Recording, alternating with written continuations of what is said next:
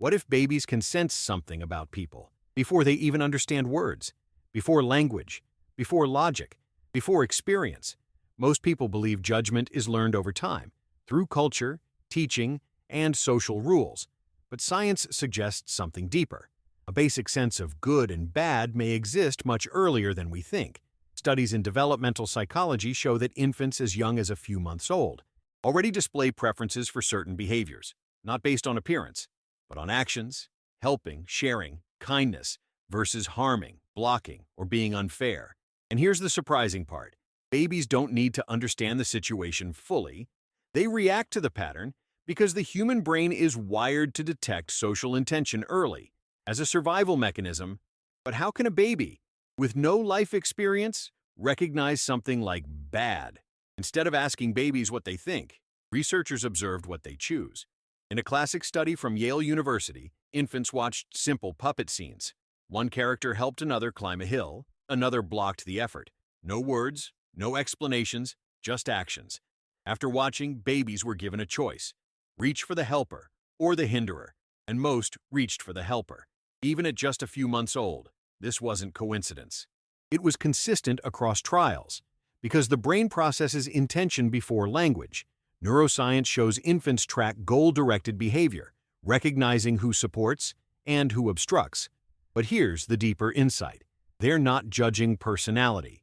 They're detecting patterns of behavior, and patterns signal safety or risk. But what exactly in the brain allows this detection so early? Before a baby understands words, the brain is already decoding actions. Not in sentences, but in patterns. Because the human brain is wired to interpret intention from movement.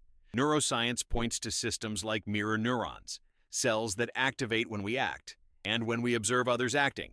Even in infants, this system begins forming early, allowing them to simulate what they see: who helps, who harms, who cooperates, and this creates an internal map of social behavior. But here's the deeper layer. Babies are not just seeing movement. They are predicting outcomes. If someone blocks, harm is expected. If someone helps, safety is inferred. This is called intuitive social cognition, a primitive but powerful system. But most people think this comes from learning, when in reality, part of it is already there. Yet, even with this ability, something else sharpens this instinct over time, and it comes directly from interaction. Before logic, before understanding, emotion speaks first. A baby doesn't analyze a person. They feel them. Tone of voice, facial expression, body tension, all of these are processed instantly, because the brain prioritizes emotional signals over rational ones. Neuroscience shows that the amygdala responds rapidly to perceived threat, even without conscious awareness. And in infants, this system is highly sensitive. They react to tension, inconsistency, unpredictability, not labeling it as bad, but feeling it as unsafe. But here's the deeper insight. Babies don't detect evil. They detect misalignment, a smile that doesn't match tone, a gesture that feels off. This creates internal discomfort, and discomfort leads to avoidance. But most adults ignore these signals because they rely on logic. Yet babies respond to something more immediate. But even emotion is not the full picture, because repetition is what truly confirms these patterns. A single moment doesn't define someone. Patterns do. Babies may react to a situation, but what truly shapes their response is repetition. Who comforts consistently, who responds unpredictably, who creates tension. Over time, these signals form expectations. Developmental psychology calls this attachment formation, the process where infants learn who is safe and who is not. Consistent care builds trust. Inconsistent or negative interaction builds caution. But here's the deeper shift. The brain doesn't label someone as bad. It categorizes them as predictable or unpredictable. And unpredictability is processed as risk, because survival depends on knowing what to expect. But most people misunderstand this. They think trust comes from words, when in reality, it comes from patterns. And babies detect patterns faster than adults think. But even with pattern recognition, something else amplifies this instinct, and it comes from the people around them.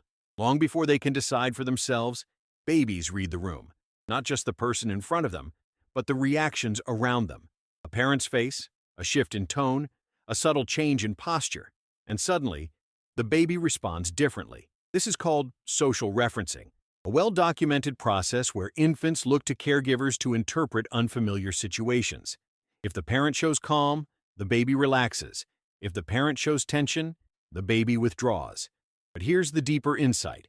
Babies don't just observe behavior. They absorb emotional context, which means they are learning who to trust through others. But most people underestimate this. They think babies are reacting randomly, when in reality, they are reading a network of signals and building conclusions from them. But even with borrowed signals, something else sharpens this instinct further, and it comes from direct experience. It doesn't stay theoretical, it becomes personal. Every interaction leaves a trace, a look, a tone, a touch, a response, and the baby's brain begins to connect outcomes to people. Who brings comfort? Who creates tension? Who feels safe? Neuroscience shows that repeated experiences strengthen neural pathways, making responses faster and more automatic over time. This is how instinct is refined, not by thinking, but by experiencing. But here's the deeper shift. The brain doesn't store good or bad labels. It stores emotional outcomes, comfort or discomfort, safety or uncertainty, and those outcomes guide future reactions. But most people believe babies forget these moments, when in reality, the body remembers, and that memory shapes behavior. But even with experience, something else still influences how these signals are interpreted, and it's something we all carry. Long before learning, there is sensitivity, a baseline way the nervous system responds to the world. Some babies react more strongly, others more calmly, but all of them process signals continuously. This is called temperament, a biologically influenced pattern of emotional reactivity. And research shows temperament shapes how infants perceive and respond to people. More sensitive babies detect subtle changes faster, tone shifts, micro-expressions, inconsistencies. Less sensitive ones may respond more gradually. But here's the deeper truth. No baby is wrong in their reaction. They are responding through their wiring, and that wiring interacts with the environment, creating unique patterns of trust and caution. But most people think instinct is fixed, when in reality, it evolves with exposure. And this leads to the final shift, because what begins as instinct becomes something much more powerful over time. What begins as simple reaction slowly becomes intuition, not a thought, not a rule, but a feeling that guides behavior, because the brain keeps collecting patterns, storing outcomes, refining responses, and over time, those signals become faster, clearer, stronger. Neuroscience calls this implicit learning, the ability to recognize patterns without conscious awareness. And it starts much earlier than most people realize. Babies don't know someone is unsafe. They feel misalignment based on accumulated signals, and that feeling becomes more precise with experience. But here's the deeper shift. As we grow, we often override this intuition with logic, ignoring subtle signals in favor of explanations. While babies do the opposite, they trust the signal, even without explanation. But what happens when instinct, emotion, and experience all align? That's where the final piece comes in. Over time, something subtle begins to fade. Not the ability to sense, but the willingness to trust it. Because as we grow, logic becomes louder than instinct. We explain behavior, justify inconsistencies, override discomfort. But the original system is still there, the same one babies rely on. Reading tone, patterns, emotional coherence. Neuroscience shows these rapid evaluations never disappear.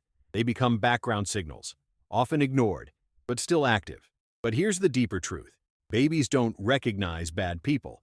They recognize misalignment and respond before overthinking begins. While adults often feel the same signal, but choose to ignore it. And that's where the real difference lies. Not in the ability to sense, but in the decision to listen. So, the question isn't whether the signal exists, it's whether you still trust it. Now, I want to know your opinion. Which part made you stop and think for a moment? If something here caught your attention, leave a comment below. I would really like you to share. And if you liked the video, comment "I like the video." Don't forget to subscribe to the channel to receive future videos, because sometimes a small insight can silently change everything.